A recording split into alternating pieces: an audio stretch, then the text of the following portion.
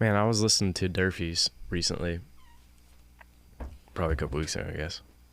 That guy, he's got a great voice. I think so too.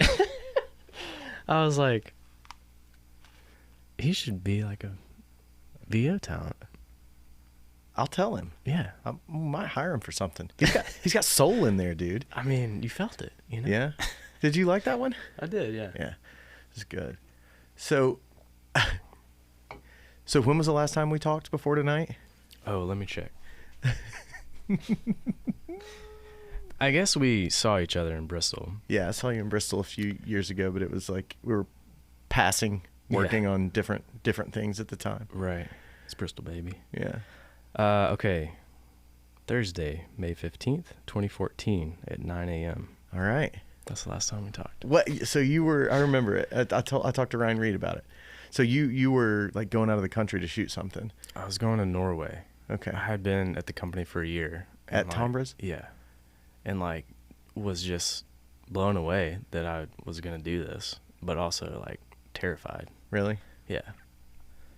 But April was like, you're going to have to like figure out, you know, how to get the gear in and out of the country. I was like, why? I didn't understand why. She's like, there's like a carnet you got to get. She's like, okay, look, I got this guy. You're going to call him. We're going to have a conversation about it. And yeah, you like walked me through like what I had to do. And I was like, okay, so like it was very important that you got the carnet signed.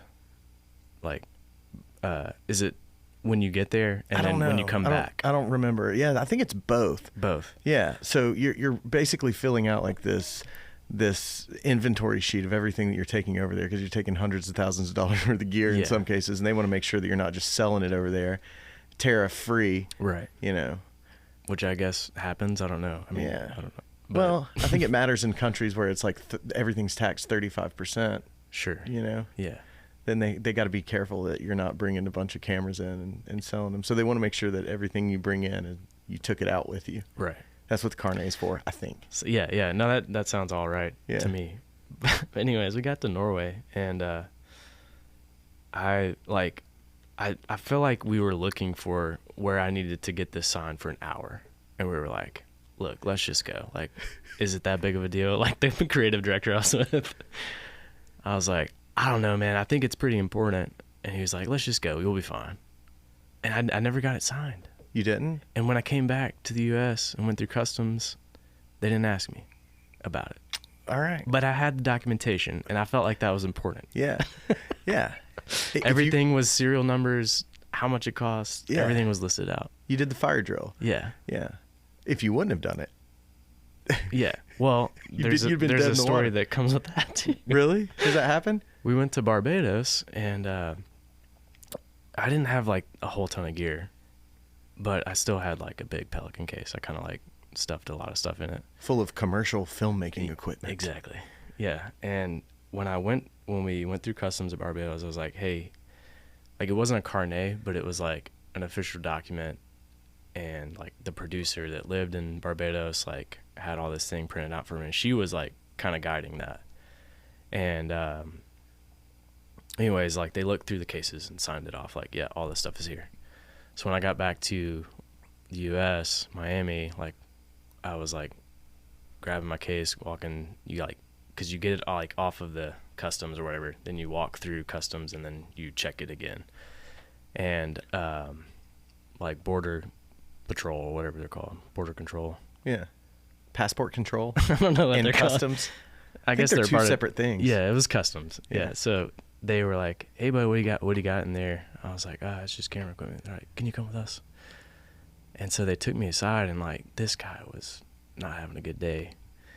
And he was like, legally, I should confiscate all this. And you would have to like hire a lawyer, and it's going to cost you like this much money. And it's like, I was like, well, I got it signed by them in Barbados. He's like, well, how do we know that they're not lying? I was like, what? Diplomacy. like relationships with other countries, I would assume. I was like, I don't know what to tell you, man. Like, I was working with the producer. This is what they told me to do. That's what I did. And here we are. Like, I don't know. Like, don't you have to prove that I'm don't lying? take my gear? Yeah. Like, so I don't know. he like had to talk to his boss and like pull a couple strings for me. Oh yeah. Yeah, you know. Oh man. So he let us go. Did you grease his palm? Yeah. Give him $100? Yeah. Yeah. No, I don't know. He needed something let to us go. do. He needed something to do, I bet. Like, it was literally like he just walked out of the office and saw like a big case rolling by. He was like, "Hey, bud, come here." You know, like, Come on over. this should be fun. Well, what were you working on when you went to Norway when we last spoke? And you found it on your phone somehow in the calendar invite. That was for a like a Norwegian furniture company called Stressless. Oh, cool. So Equinus is like the mother brand. Yeah. Stressless, which they have like, I don't know what the furniture store here is, but they sell them here. Anyways, but they're just like recliner chairs and very expensive. We even got like a discount for a while, and I ended up, it was a pretty solid discount. Was it? And they're like $3,000 chairs. Yeah. So I was like talking to my parents and my in-laws, and they both wanted one. And so I like facilitated getting this like really steeply discounted $3,000 chair. And like making it seem like I was getting both of them. Like, yeah, I like that. So it was for that. Yeah, it was for their website. We were like relaunching their website, so it was a lot of content for their website, and cool. It was like storytelling, which was cool. But it was me, a creative director, and like an art director. And that was it. Small crew. And you're like what, 24 at the time? Or pretty I was young? probably 23. 23. Yeah. So you're fresh out of school. Yep. Yeah. I started at Tombras, like I hadn't finished my final exams at UT yet. Oh wow. Yeah. So you've been there the whole time you've been out of school? Yeah. Heck yeah, dude. Yeah. That's the American dream, man. Finding you a job you can handle. I guess. It's funny enough, like this year I found out, I was talking to my dad, and he celebrated, I want to say 30 years at his company. See, this is old school family values right here. Go get you a good job, work hard for a long time. And we have the same work anniversary. Oh, like really? we found that out this year, yeah. Which is crazy. We didn't even know that until this year. Are you turning into your parents? I hope not. Hope they don't hear this. No, yeah, I think that's very like rare nowadays. Like I know like all the people I started with that went to UT, like were friends of mine. Like they've gone to a bunch of different agencies and people seem to move around a lot more than they used to. Yeah, in decades past. I don't know what's good or bad, but yeah, I've been on the journey at Tombras for 8 years now. I love it. Yeah. What got you into it? Were you into making pictures as a kid or growing up? So grew up here? I grew up so I was born in West Tennessee, Jackson. Okay. And then like at second grade moved to Charlotte. Okay. So I grew up in Charlotte. Okay. And then went to UT. But dad's job or something like that, yeah? Yep. Yeah, he like, it's like a textile fiber yarn company, and that's really big in North Carolina. So it was like cotton was huge. Yeah, it was like bringing over that branching their business off into North Carolina, because he was flying there like weekly. Is he a manufacturing like supply chain kind of dude, or like? Well, he was like sales side. Oh, okay. And right now he's like head of the fiber side. Okay. And they have a plant in Morristown, so like every now and then he'll. Yeah. Like. Is it Inca? No, it's called Jones Company. Okay. But they probably use like. There's a bunch of textile mills up, or used to be in Morristown, and pretty much built that whole town, I think. Yeah. Factory jobs. Yeah, I think so. I think. Could be wrong. Well, so when did you move to Knoxville to go to school? Yeah, 2009. Okay. Basically, I mean, I wanted to go to UT, but it was out of state, and that was like a big deal. Yeah. Like I remember like my parents being like, if this is what you want, like you can do it, but it was like, it's gonna hurt. Yeah, it's gonna hurt.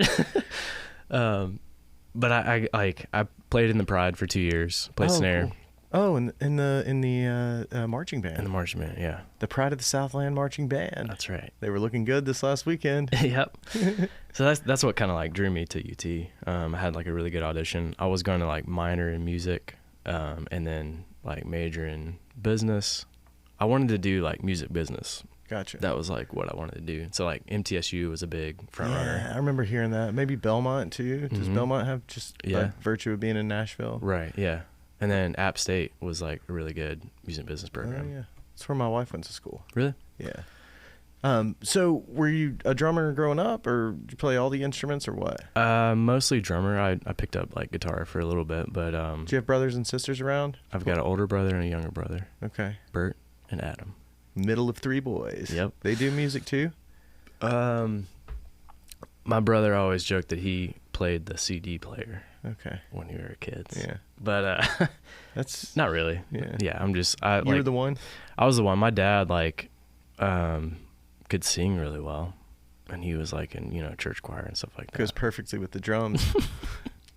No, I remember like I was always just like beating on like pots and pans and like tables and in the car and stuff. So my parents were like, "Would you want a drum set?" I was like, "That'd be sick." Please, That'd be awesome. Ruining our things. Yeah. So did you do marching band in high school? I did. Did you play sports too, or just the I band? did not play sports. I guess you got to choose. You either got to be on the field at halftime or the rest of the time. Right.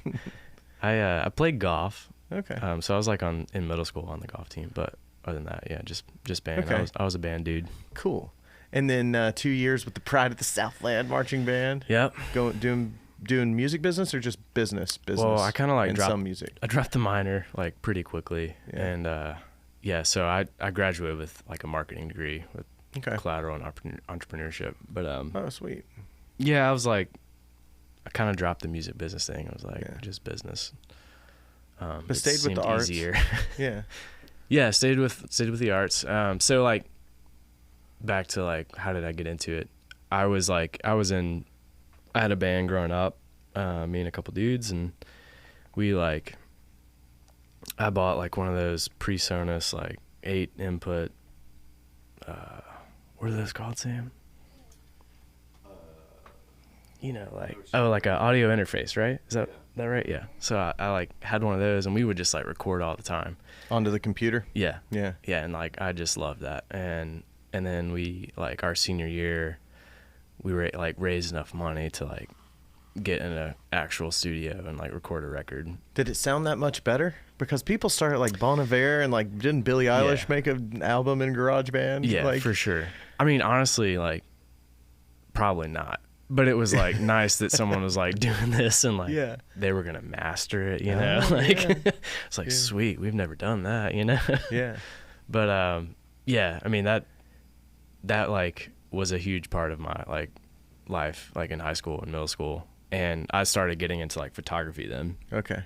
Just with like the band and stuff. I Yeah, so you're into the tech side of stuff already. You had the computer. You're bringing the stuff in. You were editing it. Yeah, for sure. Yeah. And I really didn't even like get into video per se, like until probably college. Did the stills thing draw you into it? Yeah. I mean, I picked up like this is crazy. So my wife and I both had like the same exact like first camera.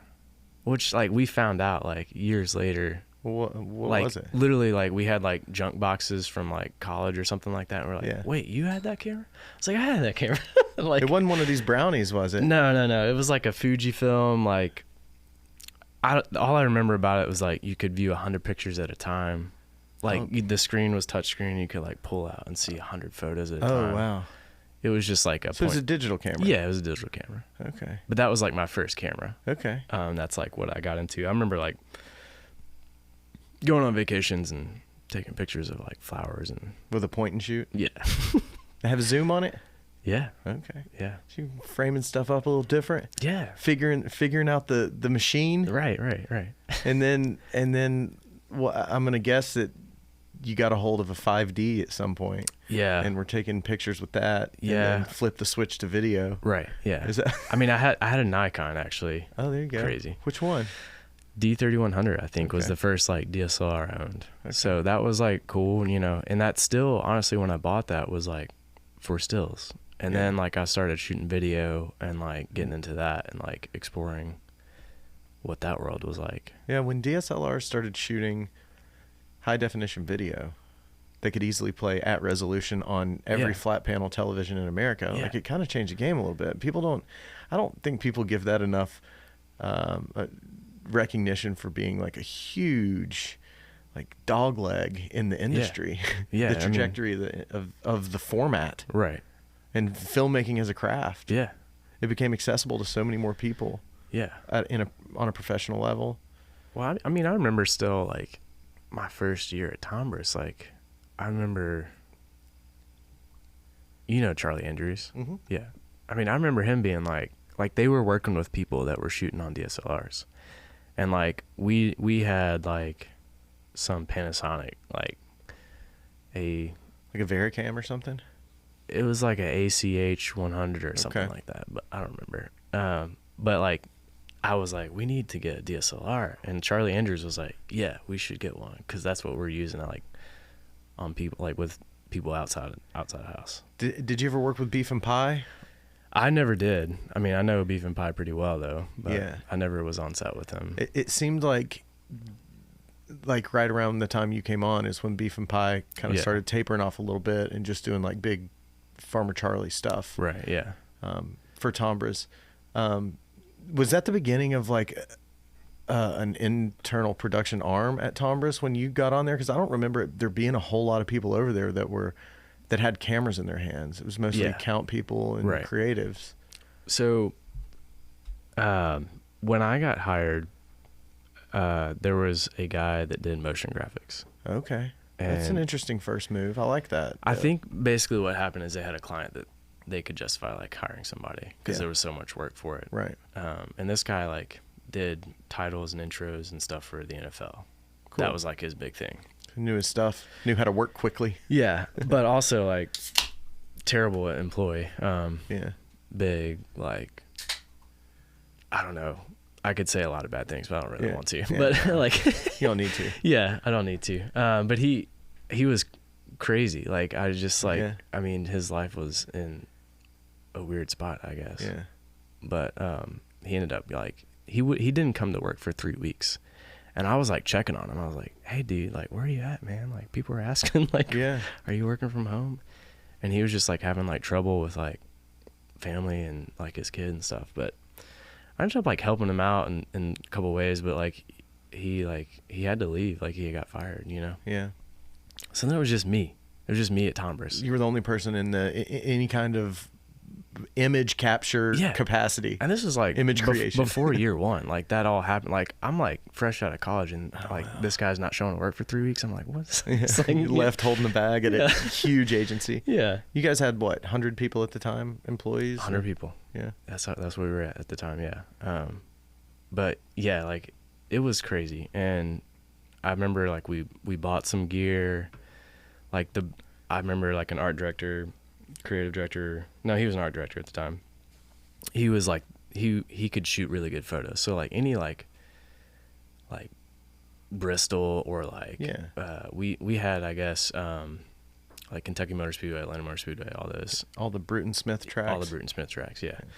So like he had been going to those to get like billboard stuff or like banner ads. So you had an art director shooting stills? Yeah. Cool. And he was like, dude, you should come and shoot like video footage of this. And I was like, okay. That was like my first like shoot with them, like with Tombras. So what were you hired to do? Okay. I was hired to be a digital project manager. Okay. So what's that mean? So like digital department is all like online. Basically the people making websites, all the coders, developers. So you're helping create content to populate websites? I wasn't creating content, but I was like, and I was so new to it. Like I remember being in meetings and them talking about all these like website terms. And I was like, you were in over your head. I have no idea what they're talking about. That's the best way to learn, I feel like.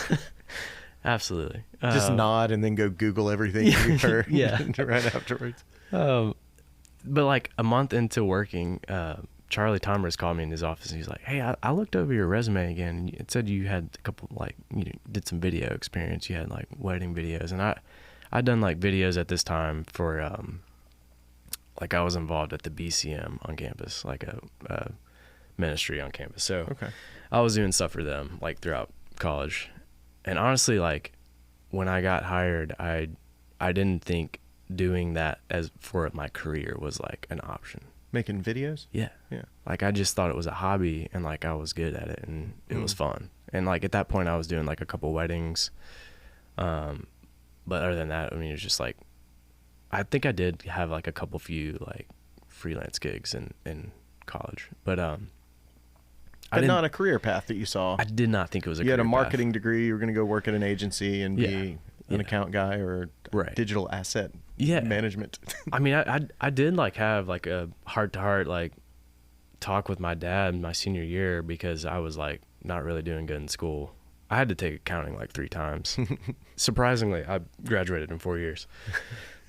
But It's a business degree yeah. in marketing. But I was telling him, I was like, I don't know, like I'm really into this film stuff. Like, should I like quit and go to film school? Is like that's what I should like? Is that what I should do?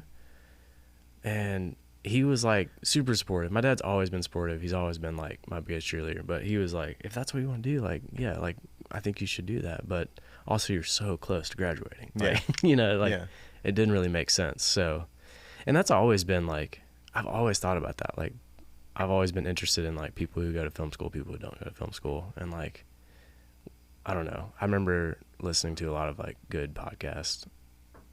Good, the podcast, you know what I'm talking about? Oh, no. Do you know Jared Hogan? Uh-uh. And Christian Schultz? No. It's a good podcast. Okay, well, I got to check it out. It's called Good. Okay. Um, You said the good podcast, and I was like, go on. You mean mine? Anyways, Jared Hogan, he and Christian Schultz like host that. Christian Schultz is like from Music Bed. He's like a director now. But Okay. I had an internship one summer at Elevation Church in Charlotte, and that's where I met Jared Hogan and Bernardo Sullivan and like a couple other people that like I really looked up to. I still look up to them. But anyways, that was kind of monumental, and that experience was video project management. Okay. Right. So that's how I kind of like got the job at So Tombras. it was adjacent to the job description that you found your way Yeah, it was like into. digital video. Okay, Yeah, cool. Yeah, sure. He's It's got right next video door. experience, so that's cool. Yeah, but So Charlie Tombras calls you into his office and says, "Hey, kid, yeah, he was I like, hear you got a future in the pictures, kid." yeah, he was like, would you like to like this to be your job? And I was like, yeah, like you think I can do that? It's like, yeah, I'll do that. Yeah, you start off with like, "I got to be honest, man. I have no idea what I'm doing." Yeah. But I mean, this was like the beginning of video Tombras. So it was like, there wasn't like, I had to be this tall to ride, you know? It was like, just we were starting it. Had to be faster than the bear. Right. Yeah. And, I mean, at that point, everything was out of house, obviously. So yeah, it was cool. It was like, I mean, that first couple years, I was like, I can't believe I'm doing this. Like, I can't believe this is what I'm doing as a job. And I'm getting paid to do it. That's good to have that bit of gratitude and appreciation for what you're doing. Yeah. So many people lose that, I feel like, when you've been doing something for a long time. Yeah. I think it's important to keep that and appreciate what you've got, because digging ditches sucks. Yeah. You know? Moving earth. Mm-mm. No fun. Putting roofs on houses is not for me. Yeah. You know, I'm very appreciative to be able to make things for people's eyeballs Right. to take in. Yeah, for sure. Yeah. Yeah, it's. I think. I mean, I'm at the point now where I hate talking about the pandemic, but that was like a huge thing for me of like Really? just being like grateful for what I've Yeah. been able to do thus far in my life, and just like when you take that completely away, like when you take the ability to pick up a camera and like work on a set, like You got to really find out what your purpose is at that point. yeah, it was a nice like reset, I feel like. So how did you guys how did the company deal with that? Because you guys are huge at this point. Couple 100, 300 people We're like pushing 600. when the pandemic started? Probably. Dude, that is absolutely insane. Yeah.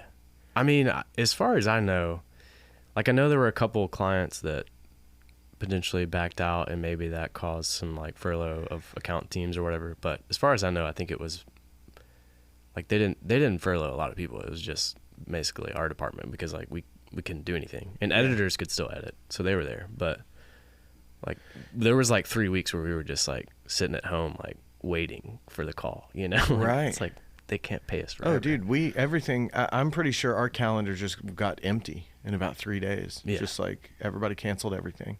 So It's like, sorry, we don't know what's going on. Just cancel everything where people have to be in the same room. Yeah. We were shooting a Zaxby's like March Madness thing.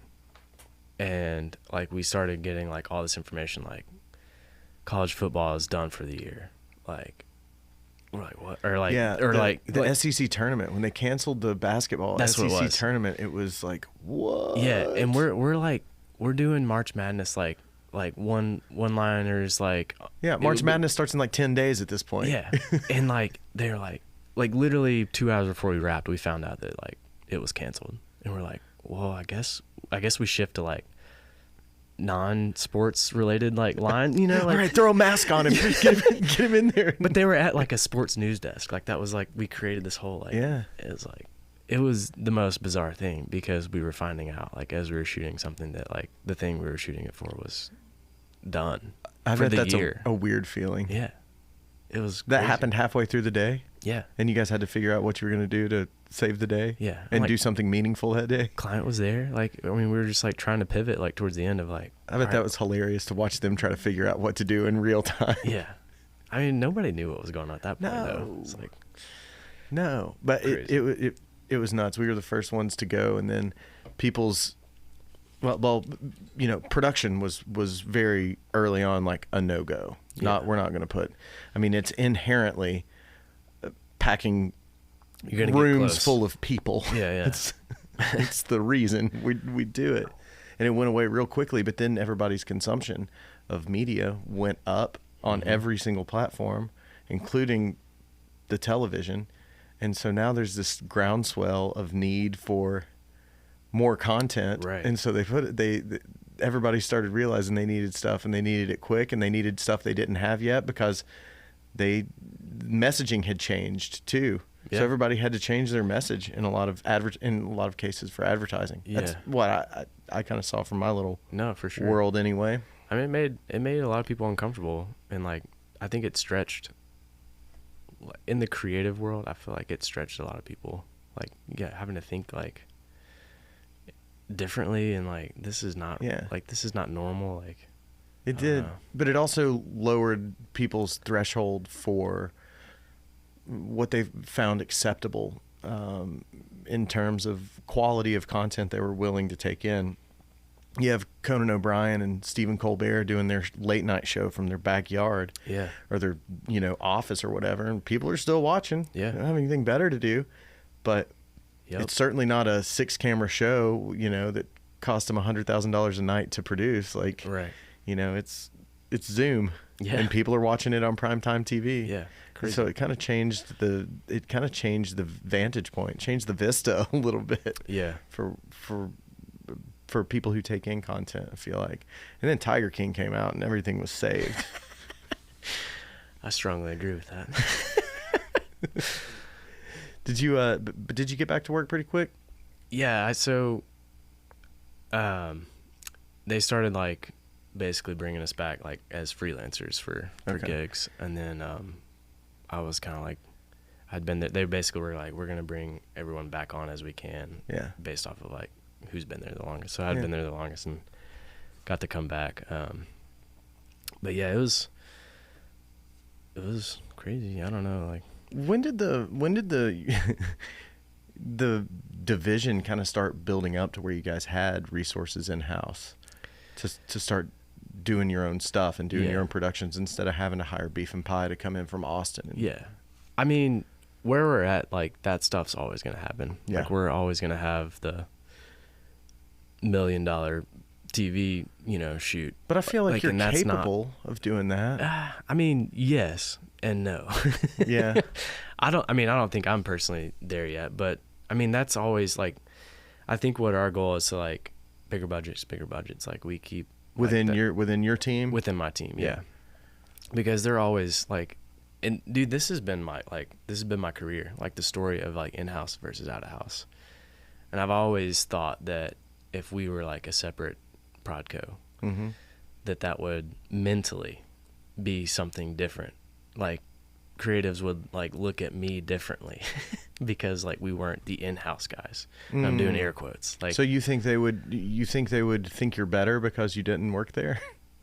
yeah, honestly. I understand. Yeah, I think it was just that like in-house mentality, and I really got caught up in that for a while. Like it became toxic in a way, and I just had to like forget about that and just like But to feel like you're getting the work that is viewed by a lot of people as lesser. Right. Yeah. We'll just throw the in-house guys on it. It doesn't have to be that good. Yeah. I mean, that's a tough feeling. It's a tough feeling. Yeah. And it's hard because you're at constant like you're going upstream, you know? Yeah. You're going upstream in that fight. But I mean, it's rewarding sometimes, but like, how did you find like because that could get inside your head if you let it, if you're a big ego guy, that could be real hard. So how did you like get past it? Did it become a competition thing? Like, I want to do better stuff than they're going out of house and spending 10 times as much money on. Yeah. I mean, I would look at it and be like, like we could do that. Or just like looking at stuff and being like, man, I want to be on that set next time so I can just like absorb what's going on. And I've had the opportunity a couple times to, I mean, be on these massive shoots and just like be a fly on the wall, and like I learned so much. Yeah. I mean, that's how I learned everything I know, is like observing. Yeah. Well, and I'm sure it's tough too, because you said you did some freelancing, but pretty much since you've been in the workforce, you've been with the same company, and somewhat you know how to do it your way. If you're the only person there when it starts off, like it's tough to get exposure to the way that other people are doing things. And I think that is such a great value to our freelance market that we have here, is they work all over the place. Yeah. And they bring in so many cool tips and tricks: camera operators, camera assistants, gaffers, grips. Everybody brings in stuff from going to work on a movie for a month in Atlanta. They're playing with the big boys, and they're bringing it back here, and they're making us better. But if you're not subjected to that, and if you're in a place that's resistant to working with the freelance community, then you're only going to know how to do what you do on a daily basis, and don't have any influence from outside. For sure. I mean, I think that's huge. And I mean, Ryan Reed and I were actually talking about this today. It's like talking about like Mark Lewis being on set tomorrow for Ryan being DIT and for stills. And it's like a year ago, even like before the pandemic, like when we had photo shoots and I was available, like I was assisting him on photo shoots, because that's just what we did. Like it was like, well, you're not doing anything that day. You are so available. Right. Yeah. And it's like, okay, I know. And breathing. I know how to use Capture One. I can do that. But we just like talked about how like far we've come even since then, and like the people we've introduced into like our community of just freelancers, and the people we work with like has broadened just in the past couple of years. But I mean, I would say honestly, there was 4 years, maybe 5, where we like freelancers was like a foreign thing, because we had this in-house team, and it was like we were expected to do that stuff at this low cost, and if it went beyond that, then they would have taken it out of house anyway. Right. So that like honestly, bringing in and crewing up sets was like the past 4 years, like a new concept at Tombras. Really? Yeah. Yeah, it's always Tombras to me, and I've only been here doing this 10 years or so, but like to me, the idea that I've always had in my head is that not only did Tombras before you got there, before there was anybody in house, like I always felt like there was this feeling among the community, among the production companies in town, among the freelancers in town, kind of back to what you said earlier, like if they're here, if they're in Knoxville, Tennessee, like they're an inferior product to somebody who is in Los Angeles or New York or Chicago. We have big clients, we need cachet to, so I always kind of heard this narrative that there was that feeling a little bit that we couldn't punch with the big boys here. Mm-hmm. But it seems like that's been disproven, and not only disproven from what I thought that the narrative was that I was hearing, but also the idea that Tombras doesn't hire local freelancers, because they do now. They hire a lot of them. Yeah. And putting a lot of people to work, and it's very important. And because it takes a Tombras, and it takes an out-of-town production company coming into town to hire people. It takes all these different things to make these people's yearly nut. Yeah. And the fact that you guys are putting them to work is really important, I think, and it's helpful to the whole community. And I'm glad that the last 4 years have come around and it's started to be that way. Yeah, I think it's just the evolution of the department and getting to that level, you know. Yeah, you guys have somewhat become your own production company within the agency, right? Yeah, I mean that's where, like, every action, every step we take, I feel like that's what we're striving towards, right? Like that's how we're acting as our own production company. Yeah. But we're owned by Tombras, you know, just a massive conglomerate. But I think we've done so much and like had opportunities even in the past 6 months to a year where it's like, well, they definitely would have taken that out of house before now. And they gave us a chance. Like, I feel like we've had a couple opportunities. It's like, they gave us the opportunity, and like that pressure and like, yeah, we're going to like crush this. We're going to kill it. Like, we're excited. We're ready, you know, like mentality. But yeah, a couple of those opportunities have happened recently, and it's like cool to see that we're like getting bigger budgets and like being entrusted to do like bigger things that a creative team would have like naturally been like, let's take that out of house. That's great. How's Dom doing? Dom's good. Okay. I have Dom head stickers that I need to give you one. Did you ever see Jesus Among Us? I think I have. Okay. Is this like, was Dom Jesus? Yeah. Yeah. I don't think he showed me that. Someone He probably else told wouldn't. me. Yeah. Yeah. I can't remember who it was, but I've seen that for sure. So I've got a funny story. Okay. Dom, I'd been, directing and DPing at Pop Fizz for a little while, and I got a call from an out of town production manager that was like, "Hey, my name's blah blah blah. I got your name from Dom Giordano for a shoot coming into town. Are you available next week?" And I'm like, "Yeah, sure. I'll come. What are we shooting on? What are we doing?" And they're like, "Well, we actually need an office PA for about 2 weeks." And I was like, "Oh man, I haven't PA'd in years." But Dom has given my name out to production managers as a production assistant. I was like, I really like this game. So I got a call for a PA gig a couple of days, or somebody called and was like, "Hey, we're coming to town. Do you have any production assistants you could recommend for us when we come into town?" I was like, I have got the best production assistant in town. His name is Dom Giordano, and he kills it. And so all the time I'm giving people's number to call Dom. That's amazing. I love that. I feel like it's a game. I don't know if he's playing or not, but I still get PA calls every now and then. Dude, I love that so much. He's a great guy. He was like, it was really cool when he started at Tombras, because I mean, he's older than we were, and like brought like years of experience in the industry, and he's done some really cool stuff. He's got an Emmy in a box at his house somewhere. Yeah. He wouldn't tell anyone that. He wouldn't tell anyone that. But I had to ask him where his Emmy was. He was like, "It's in a box." Oh, he knows exactly where it is. Sleeps with it. Yeah. No, but he's great. He's such a great guy. He's such a goofy guy. But was he kind of the growth of that division over there? It was a big step, honestly. Yeah. At that time, we had Mary Helen, who kind of came in as like the director of our department. And that was like the first, like, we have a leader, because before then was actually the person who hired me, and she was like the head of the digital department. And so she was like kind of like managing our schedules. And so Mary Helen came in and was like running the department. And Is that when it kind of started to function as a production company? Almost. Yeah, it was getting there. Yeah, it was getting there, for sure. But yeah, we were growing like quickly at that time.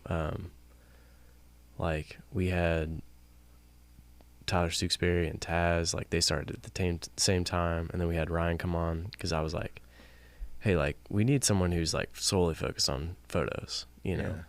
And that's when you hired Ryan Reed? Yeah. Cool. And I guess you heard that story a couple weeks ago. Yeah. But yeah, and then like we had a lead editor come in, or another editor come in. We were just like growing pretty quickly. But yeah, Dom came in and it was like, he just brought this like different level, you know, like.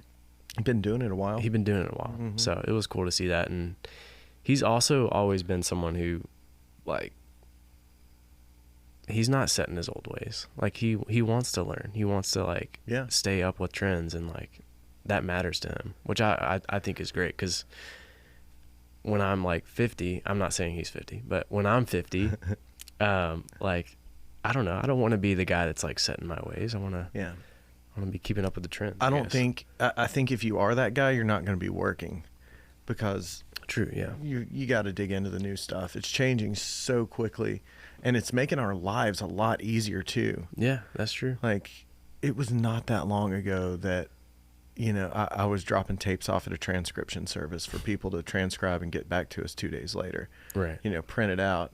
And now that's AI, you know, and then it uploads straight to your editing stuff. And it's like, technology has gotten so much better. And if you resist that kind of stuff, you're at a disadvantage. Oh, and people are going to pass you by, the Yeah. people that are adopters. Yeah. And so I'm glad to hear that he's on that, you know, edge of it. And I think that's hard to, like, I'm even finding trouble with it because I haven't shot. Like, I'm glad you got to shoot film. You know, you said before we started that you got to, you know, shoot some film recently, but like, I haven't shot film since film school. Right. Yeah. Like, I got into the business right when it switched over. Mm-hmm. And like, the guys who didn't switch over, the guys who said, no, we're going to do film's the way, it's the only way. Yeah. They retired. Yeah. I think, like, I'm glad that I've had like chances to be able to do that, because I mean, I was digital from the beginning, so I feel like it is valuable to like experience that and experience what that feels like. And I don't know, it's just a different experience to shoot film. Yeah, you got to get it right. Yeah. I don't think it's like mandatory, but it's like, it's a cool thing. Like, people should do that. Yeah, it's just expensive if you mess up. Yeah. And you don't know if you messed up But that's until important. later. Yeah, that's important though. It's What, like, messing up? Yeah. Yeah. Yeah, I think It's so. just the stakes are higher when you don't know for sure. Mm-hmm. You know, if something was wrong. I mean, there's video playback and all that kind of stuff, but like, really, Yeah. did you expose that just like you wanted? Right. Can't tell. Don't have an LCD screen. Got an optical viewfinder right here.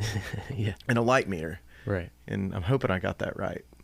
So, you know, Yeah. and then 2 weeks later, when everybody's gone back home and your actors are on to the next thing, that's a bad time to find out that you messed something up. Yeah. For sure. But that's also like part of the reason that the motion picture business proliferated when it did, is because I think the barrier to entry got a lot lower, because you can see on the back of your camera what a good shot looks like. You can see if it's lit right. You know, you need to move over next to this window. So the technology also brought a lot more craftspeople into the space, which I think is pretty big too. Yeah. Because it used to be like an elite thing to be a director of photography. You know, you were a scientist as far as some people thought. But now, like, you know how to frame a shot and how light works a little bit, and you can afford a camera. You're a DP, baby. Yeah, sure. Invoices say it. Right. And they get paid. Yeah. So, I mean, you just think about even the people with cell phones now, you know, the iPhone. It's one of the best cameras I've seen. Cinematic mode coming out on the new iPhone. Like, it's just like that's big. Like, I don't feel like I even think about that much, because you have people who, everyone has a phone, and you have these people who are like very creative. Yeah. Using this phone to do something that's like, what? That's crazy. Like, the camera can move that way, or, you know, like. Oh, I see people like behind the scenes making TikTok videos, and I'm like, that is brilliant. That is a brilliant technique that person thought of. Yeah. No joke. Today I put together a treatment for TikToks. Did you? Yeah. Yeah. We just delivered a couple, and it's a different kind of content to make. It is. We got to figure it out though, or people are gonna pick our jobs. No, and I'm like, honestly, like, it's been a struggle to figure that out. Like, we have people at Tombras who are like almost TikTok famous. Like, they get TikTok. They know what they're doing. Mm-hmm. It's like we should listen to them. Like we shouldn't, as the video department, like elevate this. It's a different craft. Yeah, it's totally different. Seems like it. Like having heads or tails on a shot doesn't really matter. Right. like it's like the comedic timing of like when something happens and the camera shuts off before the thing even finishes. Like, sure, or like, you know, the line of action. Yeah. Or, you know, avoiding jump cuts, or like all the things that you're taught to, you know, not do when you're telling a narrative story. Like all that stuff's out the window. And then it's like, oh, wow, I have a different set of tools to tell stories with, but I already know how to speak this language over here. I'm already thinking like this. Like I can't learn this new language of, you know, how to tell a story vertically that, you know, with other things than linear storytelling at play. Yeah. And the people, I think that's a currency. Like the people that you guys that you have that are almost TikTok famous. I'd be going, if I were them, I would be in that room saying I needed to be the one doing every piece of TikTok for every single one of your clients. Yeah. Because I obviously know it better than everybody else, and it's really hard to know it's really hard to be good at. Yeah. I mean, we joked about it. I was like, we should have like a director of TikTok, you know? Like, we should. You totally should. Yeah. I think that's like where a lot of production companies are slow to adopt, like the social media side. Yeah. People were so resistant to it for so long because it started out with really small budgets. When, you know, pre-Facebook Live, you know, I'm talking, you know, 10 years ago when you could first start seeing videos on Facebook, and people were starting to make content for social. Like it didn't have budgets because it didn't have the eyeballs, and so it was the work that nobody wanted to do. It was looked at as like, okay, I'll do that if I have to, but I would rather do this commercial work that has big budgets to it. But it was always just for social. Exactly. You know? It's just for social. Yeah. It doesn't need to be good. It just needs to be done. Just you know, just social. Dude, my argument was always like, yeah, but like, is your TV this close to your face and like have more pixels than this phone? I don't think it does. So. Yeah. Yeah. It matters. It does, but then the paradigm started to change, and cord cutting happened. People stopped watching television. Advertisers started to realize it was as important, if not more important, to have a social presence than it is to have a linear broadcast presence. Yep. And then, so all these production companies who were looking down on social media work this whole time, now it becomes the thing. It becomes where 75% of a brand's marketing budget, you know, or an advertising budget goes to for motion picture stuff. And it's like, wait, we don't know how to do this yet. Like, we don't know how to make social videos. And so you got to see this whole like group of people who were attuned to the language of telling stories for the internet that kind of like skyrocketed, you know, their careers and their companies and all that because they were familiar with the landscape of social media advertising and knew how to make videos for YouTube. Yeah. And now all of a sudden that's the king. And so I think that there's a little bit of a trap there to where if you're stuck in your ways, like I just want to make big budget commercials for Audi, right? You know, I'm missing the boat because I could be making Dollar Shave Club commercials for, you know, whatever and doing just as well and getting 10 times as many people watching it. Yeah. It's such a like fine line because it's like on one hand, like I don't want to be the TikTok like iPhoneographer. Yeah. Like I don't want to be seen as that. Yeah. Like I want to be a DP. Yeah. But on the same, like, it's like, what can I, like, what is the added value I can add into this concept to these TikToks? And like, I don't know. I think I want to be the person that's like, this person is doing it really well. Let me like put all my energy behind this person doing it really well, and not like. You mean somebody else doing the TikTok stuff better than you? Yeah, like I mean, a young person, like they get it, like they know what how to do that stuff. And I know, but doesn't it feel like we're getting left behind by not being able to do it? Doesn't it feel like we're not changing to the landscape? But is it like, or is it a different landscape? Right. Is it a different part of the world? Should it be considered the same thing? Yeah, I don't know. I feel like we're in this in-between world right now. But I'll tell you what, you have a lot fewer TikTok videos trying to look like broadcast commercials than you do broadcast commercials trying to look like TikToks. That's true. So yeah, if you're looking for a sign. I don't know. I mean, it's like it's interesting. It's such a different, I mean, I feel like it's the same potentially as going from like film to digital. I Like think it figuring is. that out. It's like, it's another platform shift, and that's what I'm saying is like there's trappings there. Like I've told you, I watched the guys that didn't adapt and had to retire. Yeah. And then like we're in this place where it's like shit, we need to make stuff for social, Right. and to be able to make vertical video, or we're gonna be the old guard that doesn't get to move on with everybody else. Yeah. And so I want to be there, I don't either. but I also don't want to spend all day on TikTok Yeah, exactly. watching stuff. Right. It's just figuring it out. Like, you can't bring the level of production from a TV spot to a TikTok shoot. Like it wouldn't matter. Like it wouldn't matter if you have great lighting or it's like the best audio ever on a TikTok. I've found that it betrays the idea. And the idea is that it looks like, the crude nature of it. It's like the whole green screen like effect. Like the whole point of that is like seeing like the real background behind them like going in and out. Like that's what's funny about it. It's not that it's like a perfect key. Yeah, it's not that. Yeah, exactly. So making something that is perfect and beautiful goes against the idea here. Right. Yeah, it's tough, man. We're gonna have to figure it out. Yeah.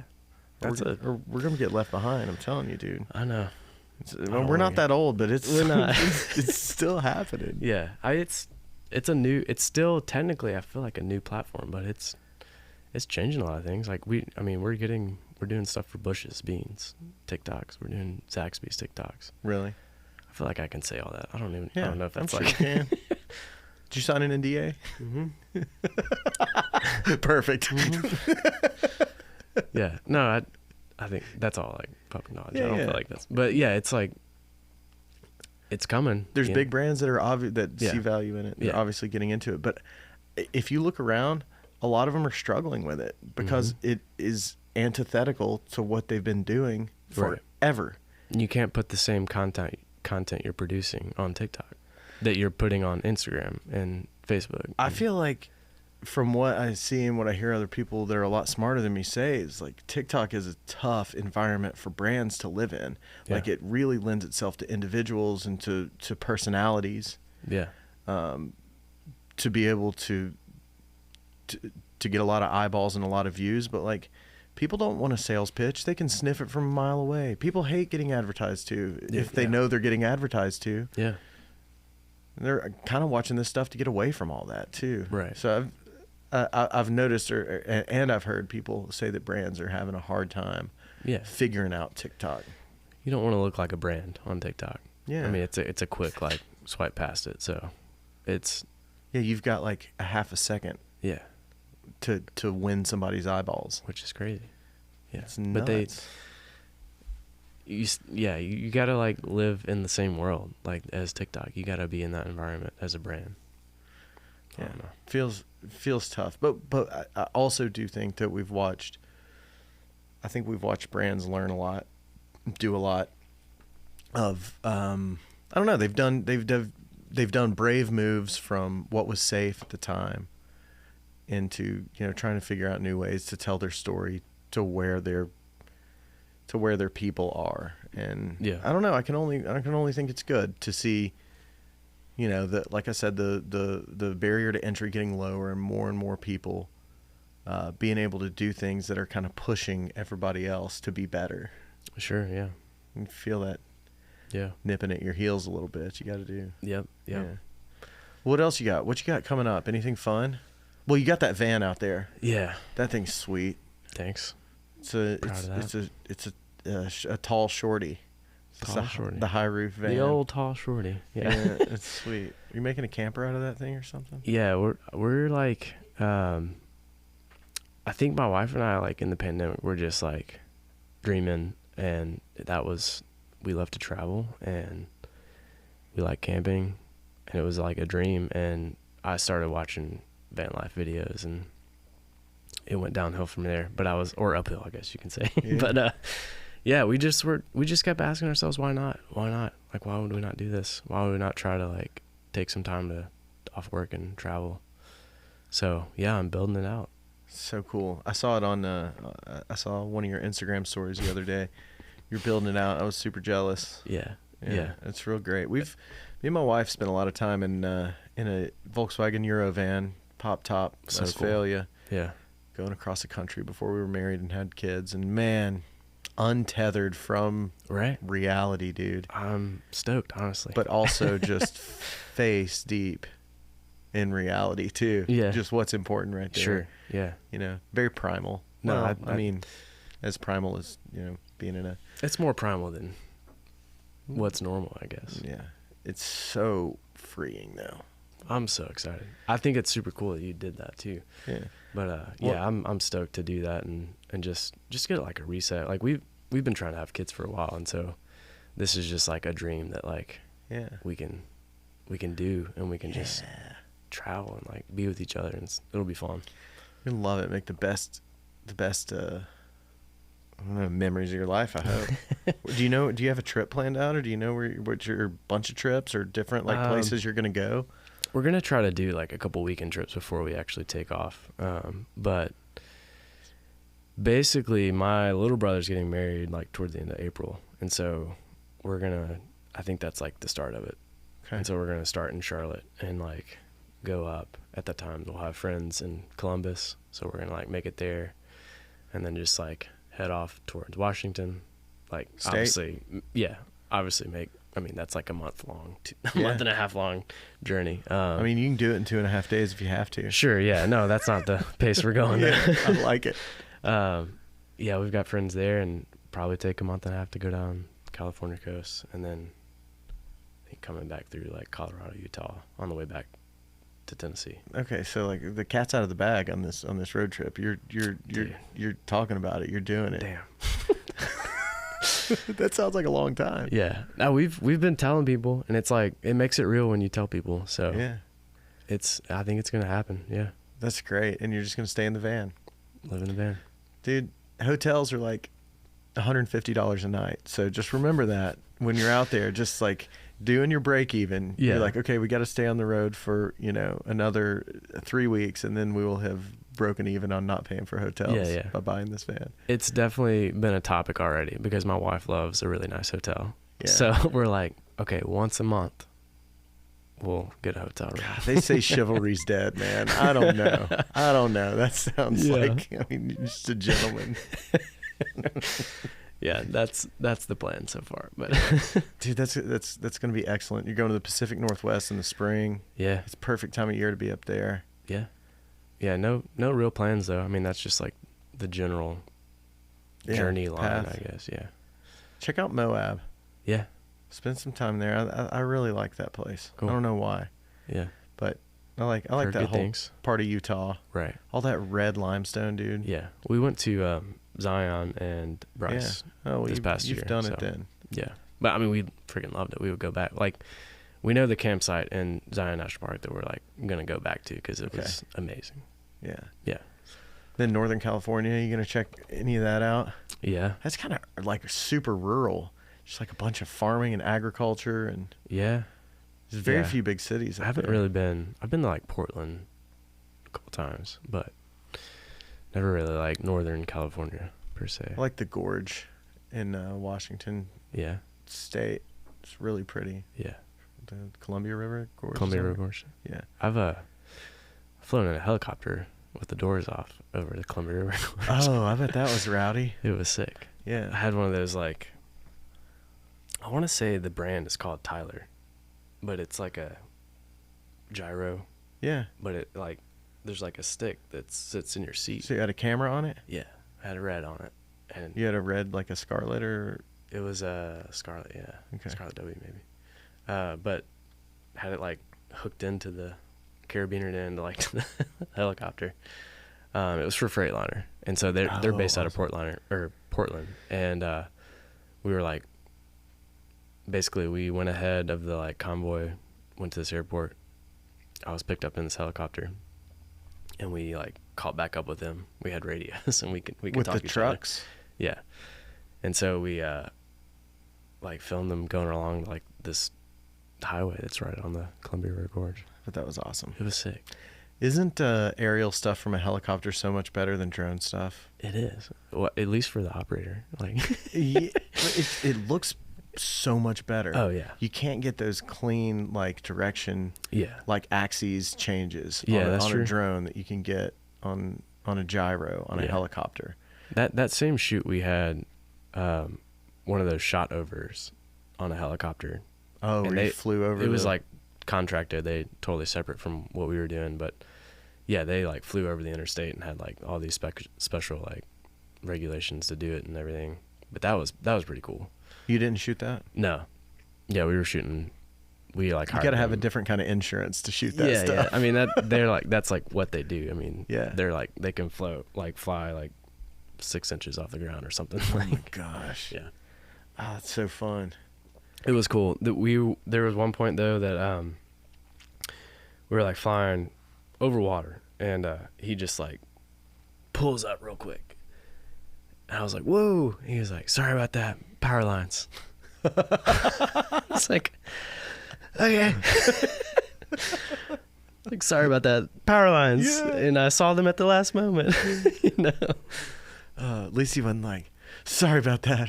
Just had a terrible nightmare. Yeah. I have a tick that makes me do that. You know? Sometimes I just pass out.